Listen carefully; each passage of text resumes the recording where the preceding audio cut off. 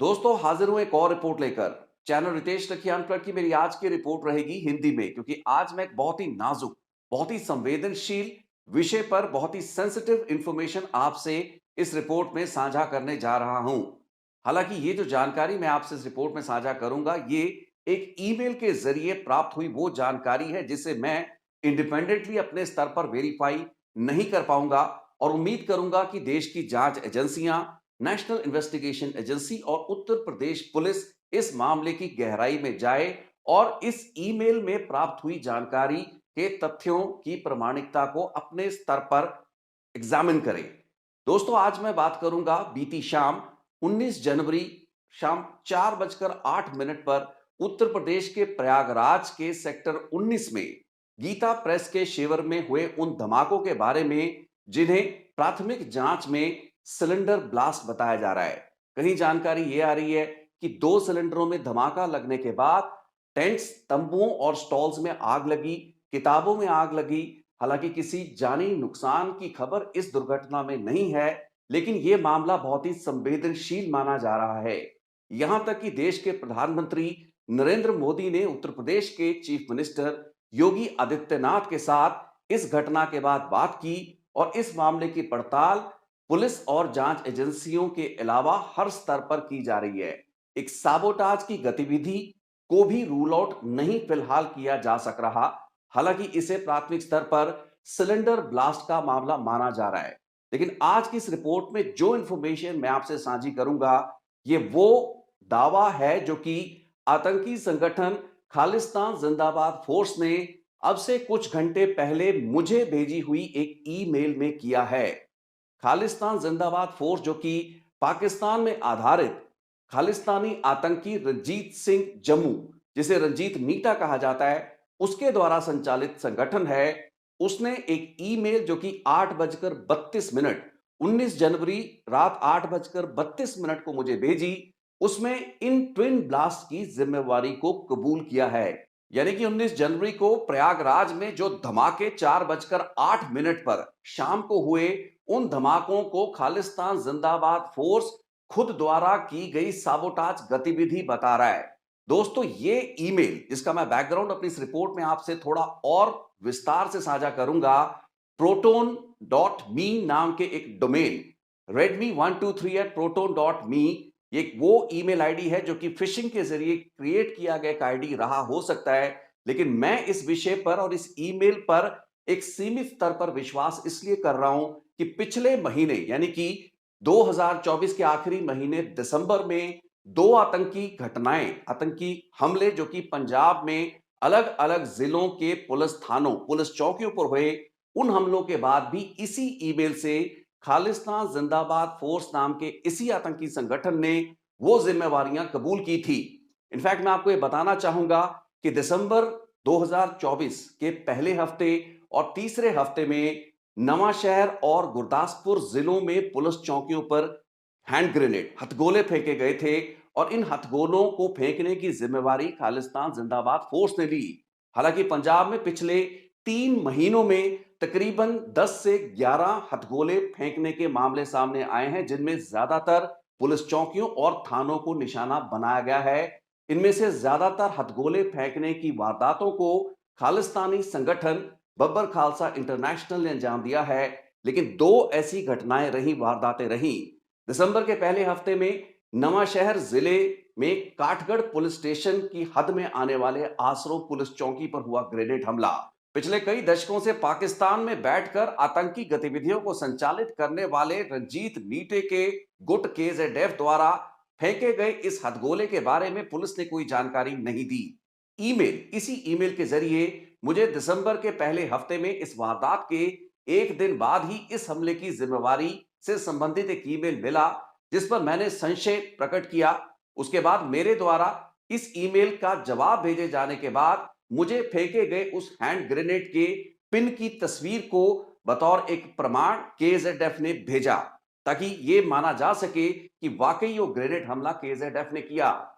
इससे कुछ हफ्ते बाद बख्शीवाला पुलिस चौकी, जो कि गुरदासपुर के कलानौर पुलिस स्टेशन की हद में पड़ने वाली एक पुलिस चौकी है, इस पुलिस चौकी पर एक और हैंड ग्रेनेड हमला किया गया, और इस हमला करने के बाद उस हैंड ग्रेनेड की तस्वीर को इसी ईमेल से मुझे मेल पर भेजा गया। तो दिसंबर 2024 में केजेडएफ द्वारा फेंके गए 2 हथगोलों की वारदातों की जिम्मेवारियां इसी ईमेल के जरिए कबूल की गई थी, जिसके बाद हुई उत्तर प्रदेश के पीलीभीत की वो घटना जब खालिस्तान जिंदाबाद फोर्स के 3 ऑपरेटिव्स को एक पुलिस मुकाबले में, एक एनकाउंटर में ढेर कर दिया गया।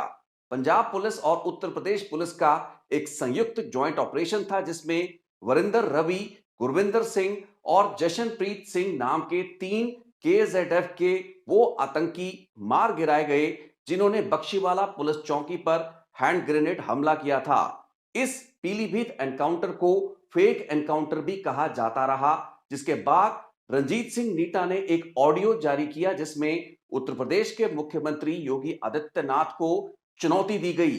अब इन्हीं दिनों यानी कि दिसंबर के आखिरी हफ्ते में एक और ऑडियो मैसेज वायरल हुआ जो कि एक अन्य अलगाववादी संगठन सिक्स फॉर जस्टिस के लीगल काउंसिल गुरपतवंत सिंह पन्नू की आवाज में था। गुरपतवंत सिंह पन्नू जो पहले भी अपने भड़काऊ भाषणों, स्पीचेस और वीडियो मैसेजेस के लिए जाने जाते हैं, बहुत से मौकों पर उन्होंने एयर इंडिया से सफर करने वाले भारतीय यात्रियों को चेतावनियां दी हैं। इस बार यानी कि दिसंबर के आखिरी हफ्ते में जो ऑडियो मैसेज वायरल हुआ उसमें महाकुंभ के महापर्व को निशाना बनाए जाने की बात कही गई थी। अब 2 अलग-अलग बातें हुई। एक तरफ खालिस्तान जिंदाबाद फोर्स के रंजीत सिंह नीटा का ऑडियो मैसेज जिसमें यूपी के मुख्यमंत्री योगी आदित्यनाथ से संबंधित टिप्पणी की गई थी, महाकुंभ का कहीं जिक्र नहीं था। दूसरी तरफ एक और ऑडियो जो कि सिक्स फॉर जस्टिस का था, गुरपतवंत सिंह पन्नू का था। अब साथियों हम 19 जनवरी 2025 की इस दुर्घटना पर आएंगे जो कि प्राइमा फेसाई प्राथमिक नजर से दिखने वाले सिलेंडर ब्लास्ट का मामला था, जिसकी वजह से कई तंबुओं में, कई स्टॉल्स में आग लगी। आगजनी की एक घटना थी जो कि एक शरारती घटना रही हो सकती है, लेकिन इस घटना के तकरीबन 4.5 घंटे बाद जो ईमेल मुझे खालिस्तान जिंदाबाद फोर्स के उसी ईमेल आईडी से प्राप्त हुआ जिससे दिसंबर के महीनों में आसरों और बख्शीवाला पुलिस चौकियों पर किए गए ग्रेनेड हमलों और उन इस्तेमाल ग्रेनेड के पिन्स और हैंड ग्रेनेड्स की तस्वीरें भेजी गई थी, उसमें जिम्मेवारी केजेडएफ ने ली। यानी कि महाकुंभ के दौरान गीता प्रेस के शिविर में हुए वो ट्विन ब्लास्ट्स। अंग्रेजी में लिखी गई इस ईमेल को फतेह सिंह बागी नाम के खालिस्तान जिंदाबाद फोर्स के सर्वेलांस और रिकनेसेंस यूनिट, रेकी यूनिट जिसे कहा जाता है, उसके कोऑर्डिनेटर ने ही भेजा था। पहले भी फतेह सिंह बागी जो कि बताया जाता है कि इंग्लैंड आधारित ब्रिटिश आर्मी का एक पूर्व सैनिक जगजीत सिंह हो सकता है। पंजाब पुलिस के डीजीपी गौरव यादव ने खुलासा 23 दिसंबर 2024 को किया था कि जगजीत सिंह नाम का केजेडएफ का ये ऑपरेटिव ही फतेह सिंह बागी बनकर सोशल मीडिया या ईमेल के जरिए हो रहे हैंड ग्रेनेड हमलों की जिम्मेवारियां ले रहा है। भेजी इस ईमेल में दावा यह किया गया कि पीलीभीत में खालिस्तान जिंदाबाद फोर्स के मारे गए 3 ऑपरेटिव्स के बदले की कार्रवाई के रूप में फिलहाल ये सांकेतिक धमाके किए गए हैं। भविष्य में ऐसी और घटनाएं हो सकती हैं। निशाना उत्तर प्रदेश और वहां के मुख्यमंत्री योगी आदित्यनाथ है। अंग्रेजी में इस ईमेल को लिखा गया है जिसे एक बार फिर से फतेह सिंह बागी ने एट्रीब्यूट किया है। साथियों मैं यहां बताना चाहूंगा कि फतेह सिंह बागी एक अज्यूम्ड आइडेंटिटी है।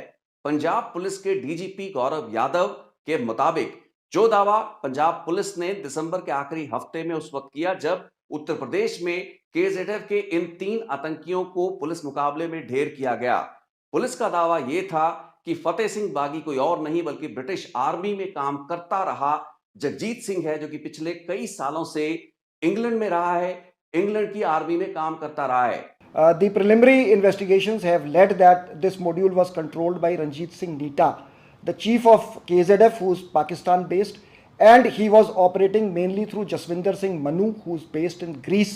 He belongs to village Agwa, which is the same village of one of the module members, Varinder alias Ravi, who was leading the module, and he was being controlled and masterminded by one Jagjit Singh based in UK. Jagjit Singh is reported to be working in the British Army as well, and Jagjit Singh was using the assumed identity of Fateh Singh Bagi.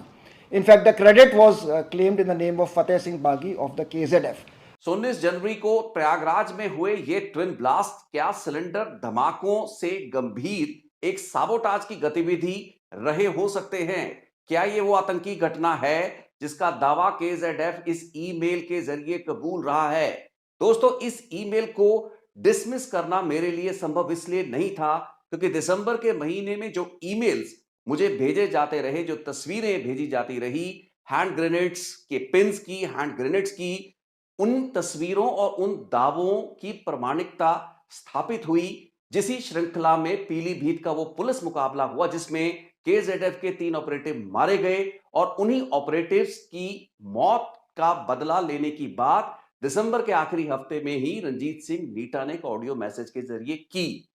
मेरी अब तक ये जो report आपने देखी और सुनी, इस रिकॉर्डिंग को मैंने 20 जनवरी तड़के सुबह रिकॉर्ड किया था, लेकिन अब रिपोर्ट का जो हिस्सा आप देख और सुन पा रहे हैं, ये रिकॉर्डिंग 21 जनवरी सुबह की है, यानी कि रिपोर्ट प्रसारित होने से कुछ घंटे पहले की।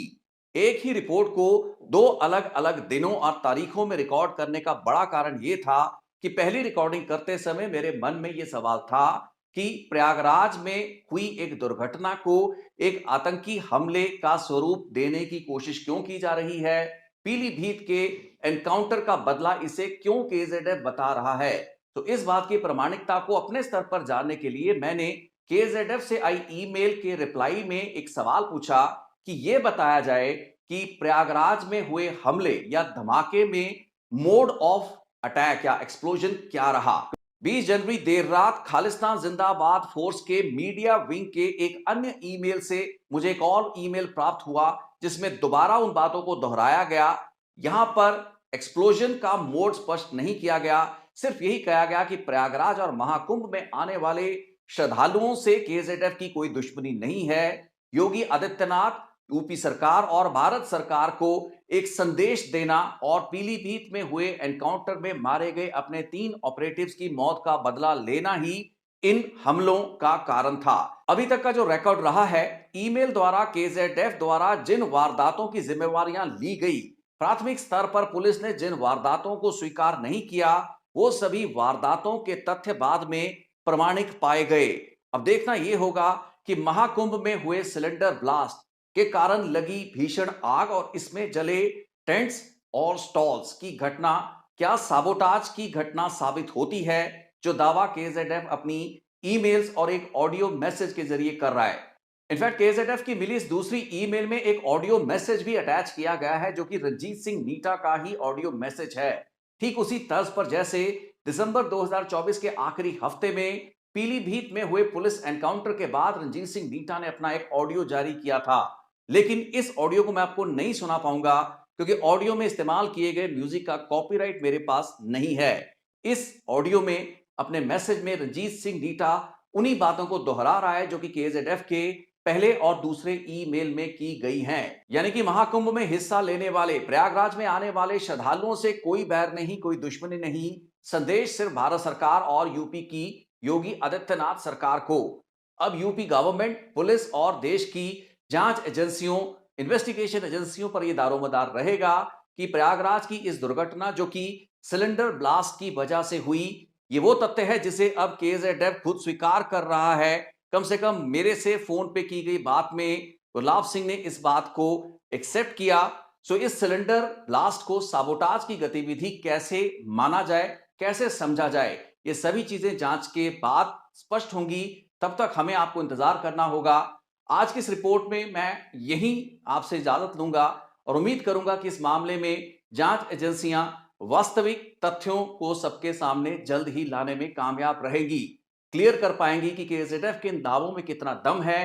क्या पब्लिसिटी की खातिर केजेडएफ महाकुंभ की इस दुर्घटना की जिम्मेवारी ले रहा है या वाकई एक साबोटाज की दुर्घटना हुई है जिसे छुपाने की कोशिश किसी स्तर पर की जा रही है।